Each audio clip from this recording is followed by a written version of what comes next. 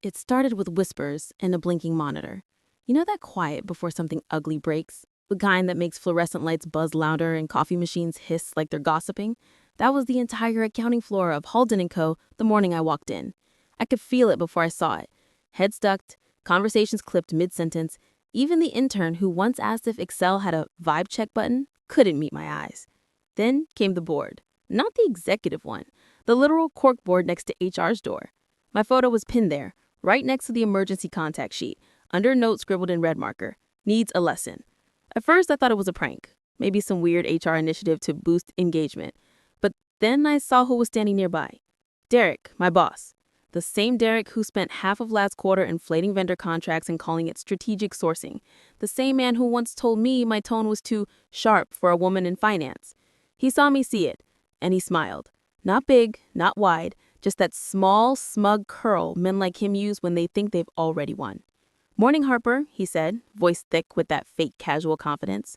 "We were just having a little accountability exercise." Accountability. That's what he called this? A public posted execution? I didn't flinch. I didn't cry. I just tilted my head and said, "You spelled incompetent wrong." HR froze. Derek laughed like it was all in good fun, but his knuckles whitened around his coffee cup. He thought I'd snap, storm out, give him the satisfaction of watching me self-destruct. But I'd played this game before. You don't survive 8 years in corporate finance without learning how to wear stillness like armor. I walked to my desk, took my favorite mug, the one that said data over drama, unplugged my charger, slid my notebook into my tote, and grabbed the tiny succulent I'd kept alive longer than most of my relationships. Then I looked back once, at the wall, at the photo, at that idiotic red scrawl, and said, quietly enough for HR to hear, "Noted." They thought that was the end of it, that I'd quit in shame, post a vague LinkedIn update about new beginnings, and disappear. They didn't know what I'd built. See, when you spend years patching every hole your boss drills into the financial system, rerouting vendor payments, cleaning up contract trails, flagging irregularities no one wants to see, you start keeping backups. Quiet ones. Encrypted, time-stamped, system-linked backups that track everything. Not because you're paranoid, because you're tired of watching incompetence get promoted. Derek's mistake wasn't pinning my photo. His mistake was thinking he could humiliate me and still keep his house standing. By the time my access badge blinked red at the elevator, my offboarding had already triggered the system's continuity lock, a safeguard I personally proposed 2 years ago after a data breach. He'd signed off on it, of course, without reading a word. The clause was simple. If a compliance officer's credentials are revoked without formal HR notice, all outgoing transfers over $50,000 freeze pending dual approval. And guess who built that protocol? I didn't even look back at the building when I stepped outside. The fall air smelled like burnt coffee and arrogance. I sat in my car, turned on the AC, and let the silence settle. My phone buzzed. An email alert. Subject: authorization required. Continuity lock engaged. Sender: Treasury Systems Automation. I smiled. That meant the clock had started. By the time Derek realized payroll wouldn't run and vendor payments bounced, I'd already moved my direct deposit, updated my credentials, and called my attorney, the quiet, efficient kind who didn't ask questions, just drafted protection clauses. This wasn't revenge, it was accountability, the kind that actually mattered. Derek wanted to teach me a lesson. He just never considered what happens when the student takes control of the syllabus. That night, I poured a glass of red wine, opened my laptop, and watched the back-end system logs flicker like a storm. Every warning light, every access denial, every frozen transfer. They were all little apologies Derek didn't know how to write. My phone buzzed again, a message from Maya, the only person at Halden I'd ever trusted. "Did you do something? Treasury's on fire. Derek's pacing like a hostage negotiator." "No," I typed back. "Just stop doing everything I wasn't paid for." Then a pause. Then her reply. "Remind me never to cross you." I didn't respond. I was watching something better. A notification popped up. Outgoing payments paused. Vendor valuation pending dual off. Translation: he couldn't move $1 until someone reauthorized the locks I'd built. And since Derek never bothered to read the policy binder I'd spent 6 months writing, he had no idea who held that authorization key. Hint, it wasn't him. I leaned back, wine glass in hand, and whispered to the empty room. "You wanted to make it personal. You just did." Because here's the thing no one tells you. Corporate warfare isn't loud. It doesn't happen in meetings or Slack threads or screaming matches by the copier. It happens in code, in clauses, and the fine print that arrogant men signed without understanding. And I just turned every overlooked footnote into a landmine. By morning, Halden's financial pipeline would be locked, their audit schedule stalled, and Derek would be staring at an email from corporate legal asking one simple question: who approved the deactivation of a Tier 2 officer without process? The answer, of course, would be him. By the time the sun rose, I deleted my company logins, forwarded my own files to a secure drive, and started drafting my next chapter. Literally, there's something poetic about watching a machine collapse from the outside, knowing every screw, every circuit, every weak joint that made it fragile. I didn't need to destroy it. I just stopped holding it together. The photo on that wall wasn't my humiliation. It was my resignation letter, written in red marker, signed by the man who thought I'd never matter. He pinned my photo. Now, I was about to pin him to his own mistakes. And this was just day one. By sunrise, Derek's panic had gone from quiet confusion to full-blown chaos. The man who once strutted around the office like a Wall Street alpha now looked like he'd been chewed up by a spreadsheet and spat out by a printer. Haldon & Cole's entire treasury department was on lockdown. Payments weren't processing, vendor accounts were freezing mid-transaction, and someone, definitely Derek, had already sent out 3 urgent system issue emails that sounded like desperate prayers in corporate format. From the outside, I could practically feel the panic pulsing through the building's fiber cables. My LinkedIn was still logged in on my phone, so I could see it when people at Haldon checked my profile. Overnight, I had 14 profile views, mostly from middle management, and one from Derek L. Classic. I bet he thought I'd written some viral takedown post. If only he knew my silence was worse. Silence makes people imagine, and imagination builds panic faster than any truth could. By 9 a.m., the system alerts had probably escalated to red. Every major payment channel was routed through the same compliance path, one that needed dual authentication from both the CFO's office and mine. And since my credentials were frozen without formal notice, the chain broke. It was a perfect digital stalemate.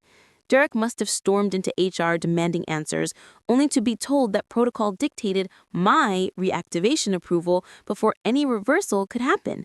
The irony of that was delicious. The same man who told me details are for assistance was now being strangled by details he'd ignored. Meanwhile, I was sitting on my balcony in sweatpants, eating a bowl of granola, watching a new day begin like it was a movie I'd already seen. My phone buzzed again. Maya.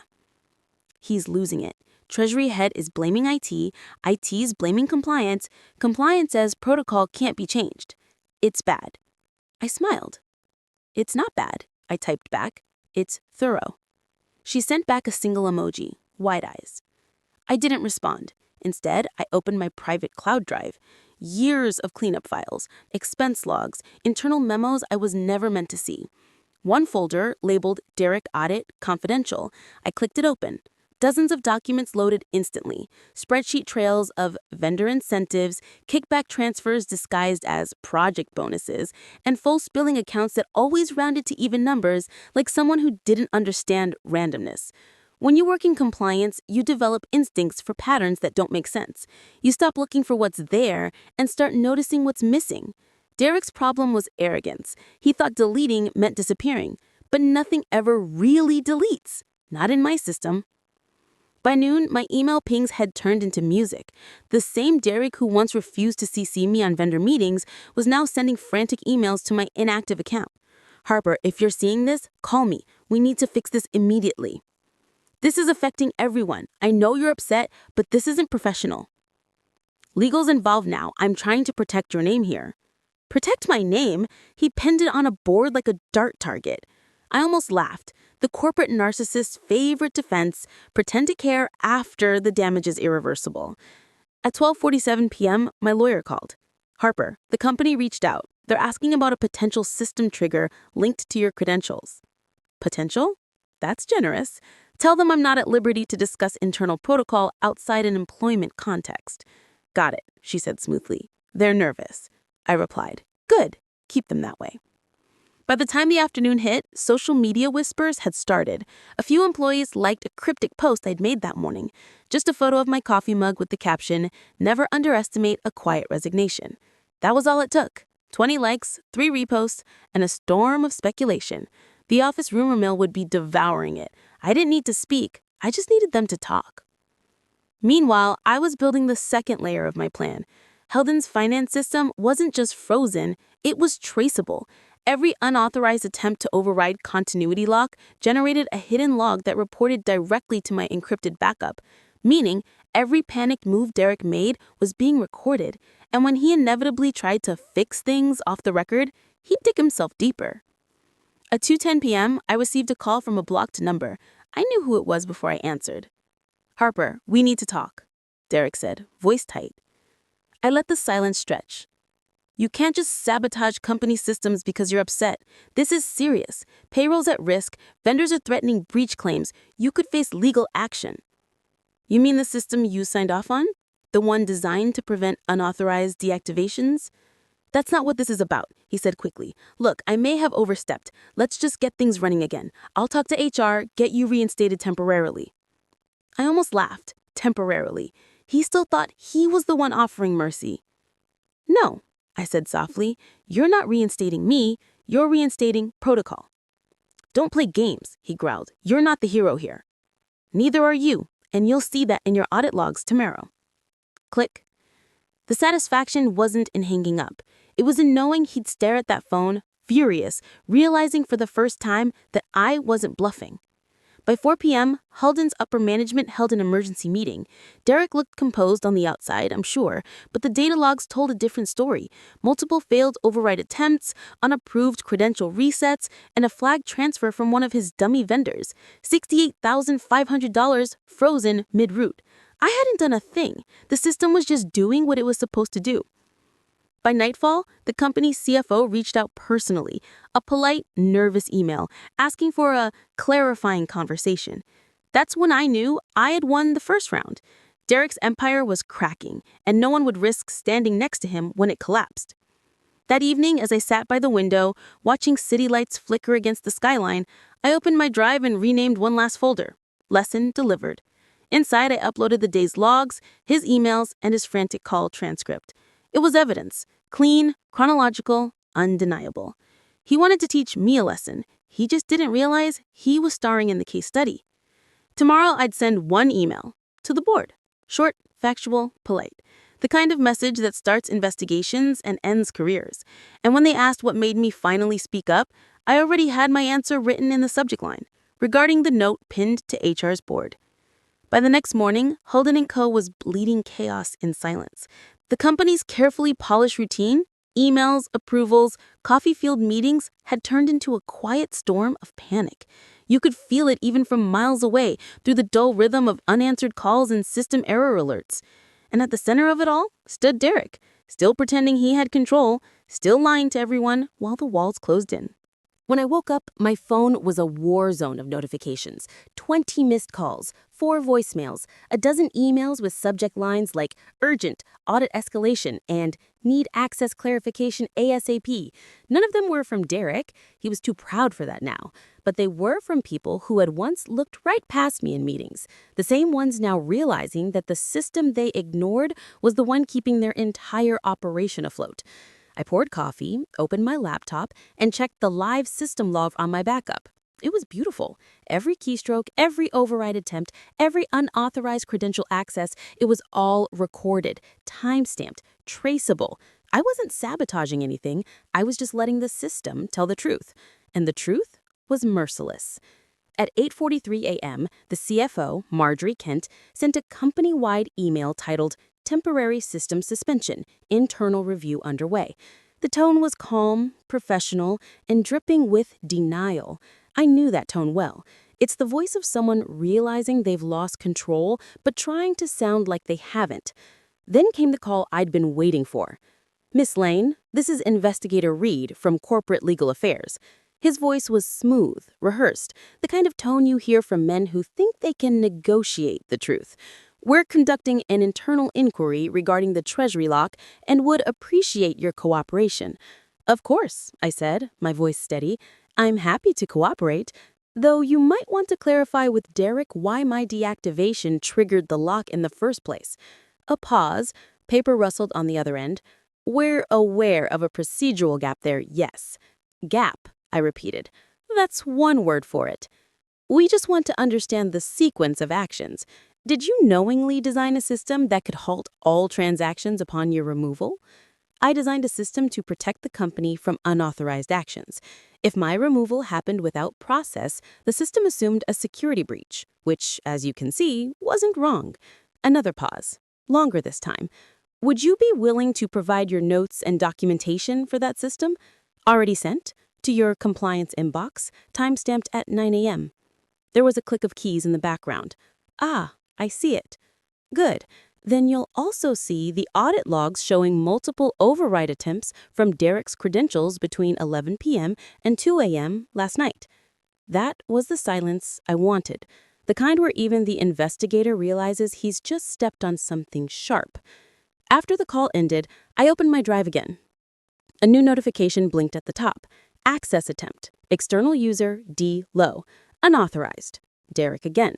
He was desperate now, trying to rewrite logs he couldn't touch, reroute vendor payments he couldn't reach. His empire of shortcuts and falsified invoices was unraveling in real time. Then, at 11:12 p.m., Maya texted me. "Harper, you need to see this. He's trying to blame you." She attached a screenshot, an internal memo from Derek to the entire leadership team. It appears Harper Lane modified internal compliance systems in ways that have compromised treasury functions. While we work to restore access, legal will review whether these actions were malicious or negligent. I read it twice, then laughed once, loudly. He was cornered and grasping at shadows. That memo was his last defense. Blame the woman he tried to humiliate. Classic move. I didn't reply to Maya. I didn't need to. Instead, I drafted a single email and sent it to Marjorie Kent, CCing legal, HR, and the board of directors. Subject: Audit log access. D. Low.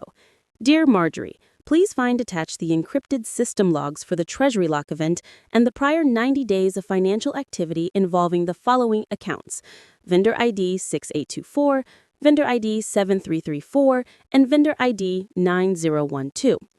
Each of these accounts shows transaction anomalies tied directly to Derek Lowe's approval credentials, including manual vendor substitutions, duplicate invoice routing, and artificial contract inflation. These irregularities align with the time frame in which I raised internal concerns. See attached emails. I trust legal will interpret this within appropriate compliance frameworks. Regards, Harper Lane. I hit send, then leaned back, heart calm, mind quiet. It wasn't Ender anymore. It was inevitability.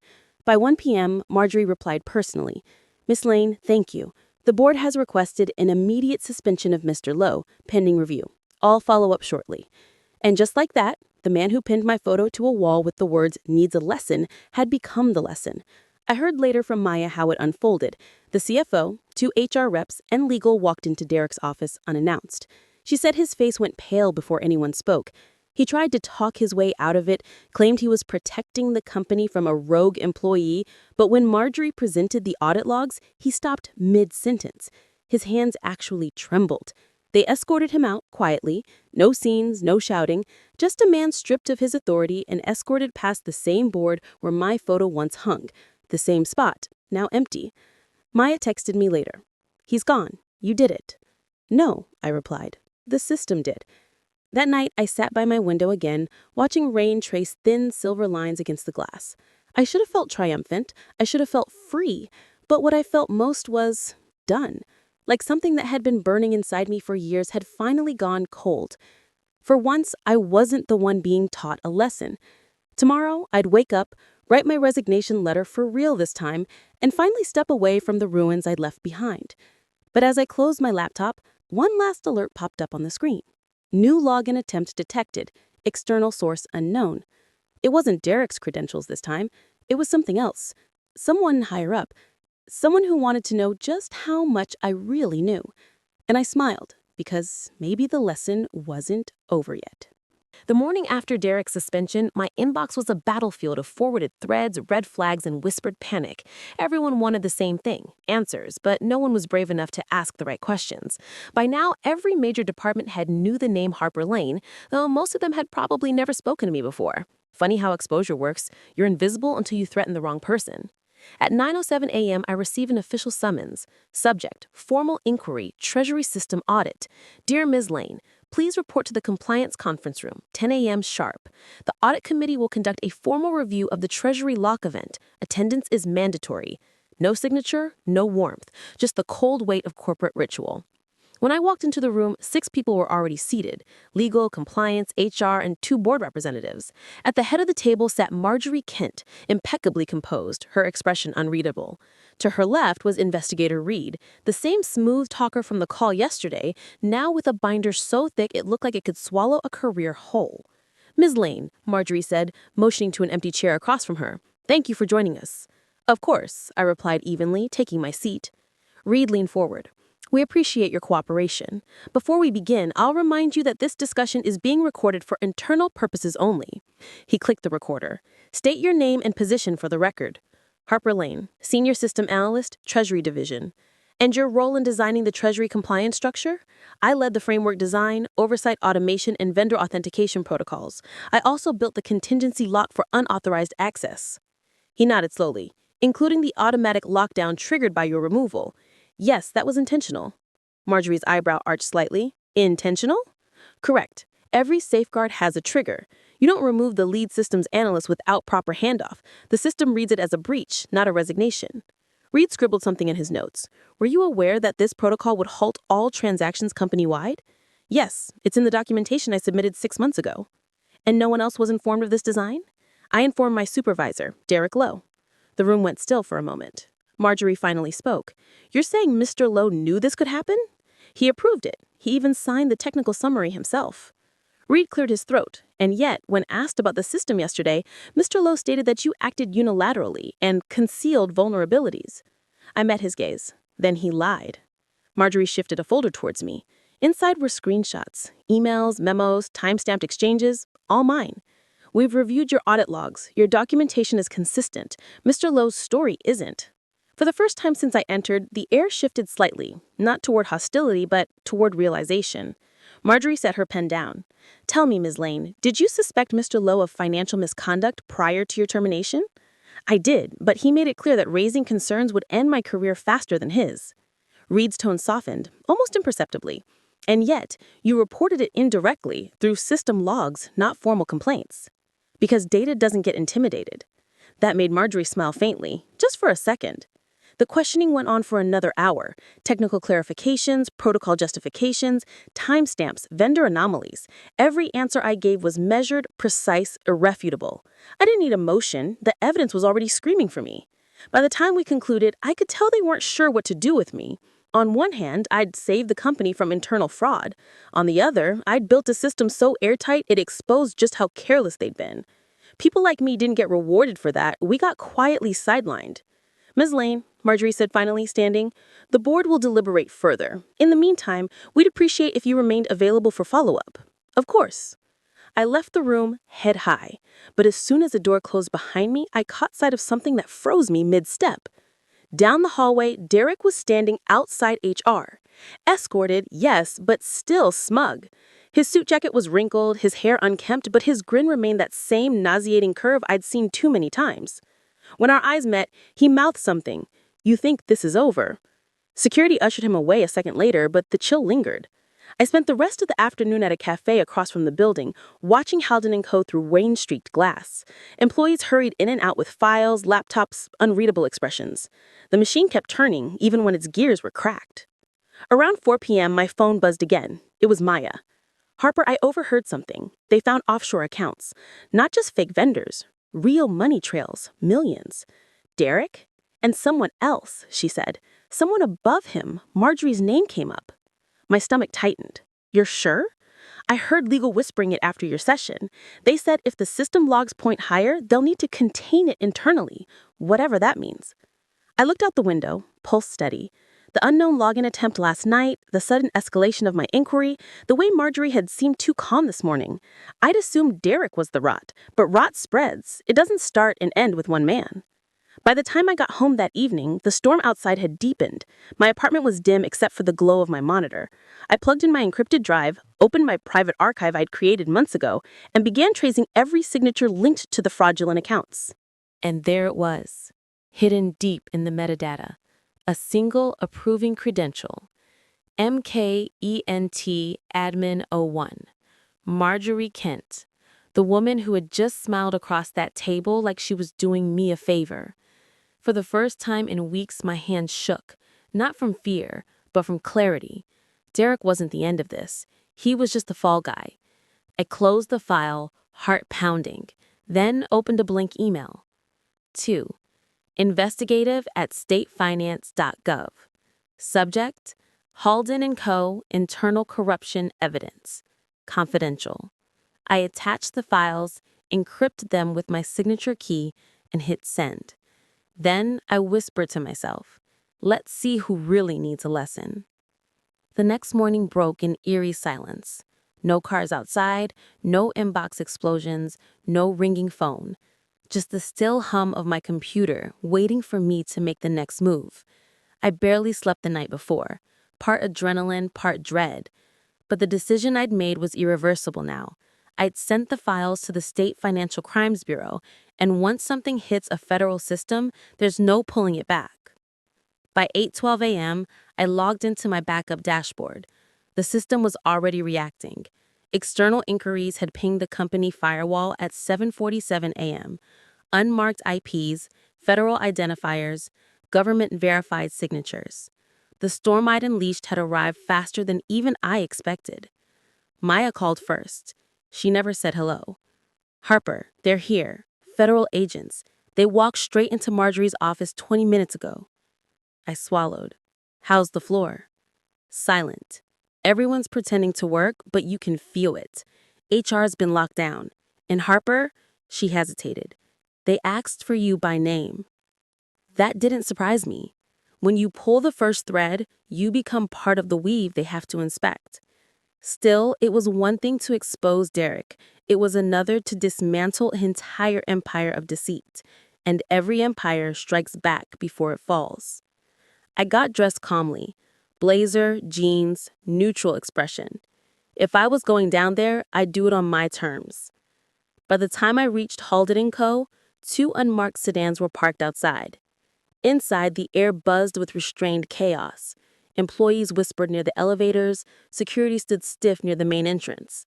Upstairs, the glass-walled executive floor was blocked off with temporary partitions. The corporate heart had flatlined. "Ms. Lane," a voice called. I turned. A tall woman in a charcoal suit extended her badge. "Special Agent Tessa Reed, State Financial Crimes Bureau. We'd like a word." Her tone was calm, professional, but edged with curiosity. Like she already knew my fingerprints were all over this story, but she wanted to hear why. We stepped into a side conference room. 2 agents followed, one of them flipping open a tablet. My name glowed across the top of a digital report. "Ms. Lane," Tessa began, "we've reviewed your submission. It's thorough." She almost smiled. "Can you walk us through your findings in your own words?" I nodded. Halden & Co. has been laundering through shell vendors for at least 8 months. The transactions were disguised as R&D contracts approved by Derek Lowe. But the deeper logs show authorization from a higher admin credential, Marjorie Kent's. The payments routed offshore through a Cayman intermediary labeled Vendor 9012, and the documentation trails were sanitized weekly by internal overrides. The male agent leaned forward. "You're saying the CFO was complicit?" "I'm saying the system doesn't lie, and she signed her own footprints." They exchanged glances. Tessa tapped her tablet. "We've already frozen those accounts this morning. Ms. Kent's being detained for questioning. She's not taking it well." That caught me off guard. I'd expected resistance, cover-ups, denials, but not speed. It was unfolding in real time, like dominoes finally giving into gravity. "And Lowe?" I asked. Tessa's expression cooled. "He's cooperating. Claims he was following orders. Gave up correspondence threads that match your logs almost perfectly. He might walk away with a plea deal if he stays useful." I nodded slowly. So Derek had flipped, cowardly to the end. "What happens now?" I asked. "Now," Tessa said, "we clean up what's left. But I'll be honest with you, Ms. Lane. Without your data, this wouldn't have surfaced. You burned down a very expensive illusion." When the agents left, the quiet of the building felt different. Not empty, cleansed. People were still whispering, still fearful, but the atmosphere had changed. The reign of power built on intimidation had cracked, and everyone could finally see daylight through it. Maya found me by the break room. Her eyes were red from crying. "They're saying the company's filing for restructuring. Half the leadership team is gone." "Good," I said softly. "Maybe they'll rebuild something honest." She looked at me, half proud, half worried. "And you? What happens to you?" I smiled faintly. "I already sent my resignation last night, with the full compliance summary attached. My part's done." "You're really walking away?" "I didn't fight to stay. I fought to stop pretending." By 4 p.m., I packed my desk. No security escort, no angry stares, just the sound of keyboards, muted and distant as the company tried to piece itself back together. Before leaving, I passed the executive boardroom one last time. The wall where Derek once pinned my photo was bare now. Someone had peeled the paper off cleanly, leaving only faint marks where the tape had been. Outside, the November air was sharp and cold. I took a deep breath, the first one in months that didn't taste like anxiety. My phone buzzed again. Unknown number. I hesitated before answering. "Ms. Lane." It was Tessa. "Just wanted to let you know the Bureau closed your file. You're clear. Officially recognized as a whistleblower in good standing. You'll receive formal acknowledgement soon." I didn't realize I'd been holding my breath until that moment. "Thank you," I whispered. "One more thing," she added. "When we raided Marjorie's office, we found a photo on her desk. Yours. Marked with the words, 'Needs a lesson.' Looks like that phrase was never Derek's idea. He was taking cues." I froze. That phrase, those words that had sparked this entire inferno, it hadn't started with him after all. It had started higher, colder. But now, the lesson had come full circle. That night, I stood on my balcony apartment bed, city lights flickering below like static. Somewhere downtown, the last remnants of Halden and Co. were being shredded, boxed, erased. And me? I was finally learning what freedom actually felt like. Quiet, steady, earned. I opened my laptop one last time, scrolling through the final audit logs. No more unauthorized attempts, no more red alerts, just peace. Before shutting it down, I typed one final line into my encrypted journal. They said I needed a lesson. Turns out, I was the one teaching. And as the screen went dark, I smiled, not out of vengeance, but closure. Because justice wasn't loud. It didn't announce itself. It just arrived. And this time, it had my fingerprints on it.